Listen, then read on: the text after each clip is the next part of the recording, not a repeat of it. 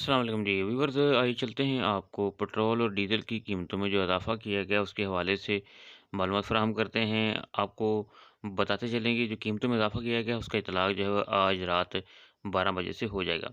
तो आइए चलते हैं, आपको तफ़सील बताते हैं कि पेट्रोल और डीज़ल की कीमतों में कितना इज़ाफ़ा किया गया है। व्यूअर्स, पेट्रोल की कीमत जो है यकम मारे से वो 4 रुपए 13 पैसे बढ़ा दी गई है, जिससे नई कीमत जो है वो 279.75 हो गई है। पुरानी कीमत जो थी वो 275.62 थी। एक बात होगी। दूसरा ये है कि डीज़ल की कीमत और लाइट डीज़ल की कीमत में इज़ाफ़ा नहीं किया गया है। वो पुरानी कीमत ही ₹287 ही रहेगी। तो आपको पता चले कि पेट्रोलियम कीमतों में जो है वो रद्द-बदल किया गया है यकम मार्च 2024 से, जो कि आज रात से इनका इतलाक़ हो जाएगा। नई कीमत पेट्रोल की अब 279.75 पैसे है। तो 4 पे 13 पैसे जो है वो कीमत में इज़ाफ़ा किया गया है। नई कीमतों का नोटिफ़िकेशन बाकायदा तौर पर जारी कर दिया गया है। तो आपको बता रहे हैं कि पेट्रोल की कीमत जो है वो बढ़ गई है आज रात से।